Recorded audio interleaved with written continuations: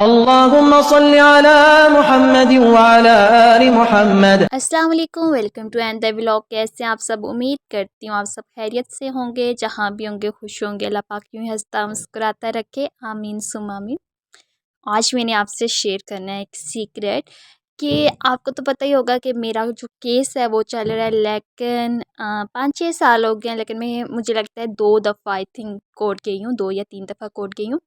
इसके अलावा मैं कभी भी नहीं गई, क्योंकि मुझे तो फैमिली भी नहीं लेके जाती कि तुम क्या करोगी, और सिर्फ मेरी मम्मा जाती हैं।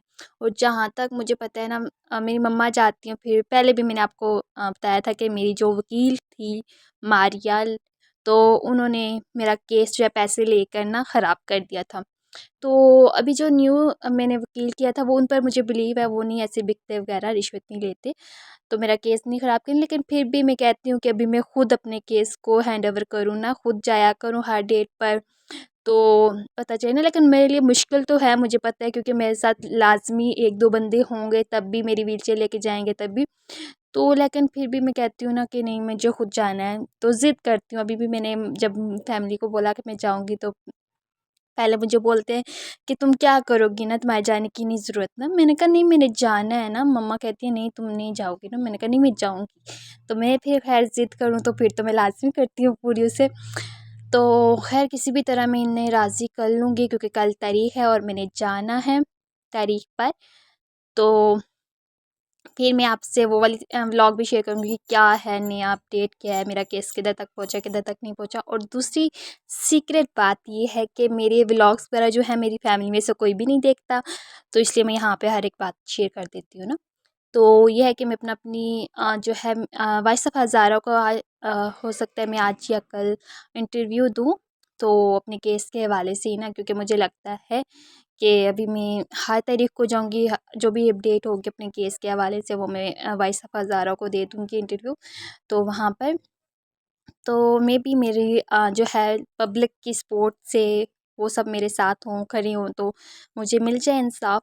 तो क्योंकि मेरा ये फ़ैसला इसलिए लिया, क्योंकि मैंने अभी जब दूसरों के लिए आवाज़ उठाती हूँ ना, तो मुझे एक दफ़ा किसी ने बोला था कि तुम्हारे साथ जो ज़ुल्म हुआ है उसके बारे में तुमने कभी नहीं किया, तुम्हें खुद को इंसाफ़ नहीं मिला, तुम दूसरों को क्या इंसाफ़ दिलाओगी ना। तो ये बात तो मेरे लिए बहुत बड़ी बात थी कि वाक़ई में किसी ने सच ही बोला मुझे कि ऐसा तुम, अब मैं किसने बोला वो मैं नहीं बता सकती, मेरी फैमिली में से ही कोई हैं जिन्होंने ये बात बोली है। तो मैंने कहा नहीं अनिला, लाज़मी बात है, तुम पहले खुद के लिए लड़ोगी, खुद के लिए आवाज़ उठाओगी, तभी तुम दूसरों के लिए आवाज़ उठा सकोगी ना। आज तुम्हारी फैमिली में से उठ के किसी ने ये बात की, कल को बाहर वाले भी करेंगे। क्या नीला तो दूसरों के लिए बोलती है, लेकिन अपने लिए कुछ कर नहीं सकी, तो दूसरों के लिए क्यों आवाज़ उठा रही है। तो फ़र्स्ट ऑफ़ ऑल तो मैंने अपने राइट्स के लिए, अपने इंसाफ़ के लिए आवाज़ उठानी है, देन मैं अदर्स के लिए उठा सकूँगी। और साथ ही जो मैंने ये सोचा है कि मैं वॉइस ऑफ हज़ारा को इंटरव्यू दूँगी, लेकिन उसके बारे में मैंने अभी तक अपनी फैमिली को नहीं बताया, क्योंकि उन्होंने इश्यू कर देना है कि हमारे यहाँ अच्छा नहीं समझा जाता ना कि ऐसे किसी भी इशू को लेके मीडिया पर चले जाए। लेकिन फिर भी मैंने कहा नहीं, मैं एंड टाइम पर बताऊँगी ना, जब मैंने अभी, क्योंकि मैंने उनसे कॉल भी कर दिया, वो कोर्ट में ही आएँगे मेरा इंटरव्यू लेने के लिए, और इसलिए मैंने फैमिली को नहीं बताया, क्योंकि फैमिली ने वैसे इश्यू कर देना है और उल्टा मेरा मूड ख़राब हो जाना है। तो इसलिए वहाँ पे कोर्ट में मुझे कोई भी कुछ नहीं कह सकेगा ना, तो इसलिए ना, तो बात की बाद में देखी जाएगी पहले, क्योंकि देखिए अब मुझे नहीं लगता कोई फ़र्क पड़ना चाहिए, क्योंकि ऑलरेडी मेरा पहले सबको पता है कि मेरे साथ क्या हुआ क्या नहीं हुआ। उसके बाद ऑलरेडी मैं सोशल अकाउंट्स पर हूँ, टिकटॉक पर हूँ, फेसबुक पर हूँ, यूट्यूब पर हूँ, इंस्टा पर हूँ। हाँ, तो फिर मुझे नहीं लगता कि मेरी फैमिली को इतना इशू करना चाहिए, लेकिन फिर भी मेरे भाई जो है ना वो करते हैं।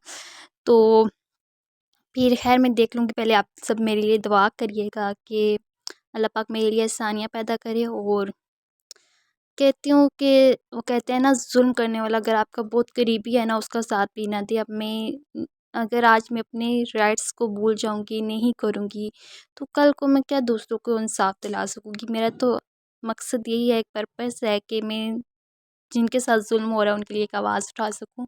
तो उसके लिए फ़र्स्ट ऑफ़ ऑल मुझे खुद को इंसाफ़ मिलना मस्ट है, कि मैं खुद के लिए आवाज़ उठाऊँ। तो आप सबकी क्या फ़ीडबैक है, लाज़मी अपनी फ़ीडबैक दीजिएगा।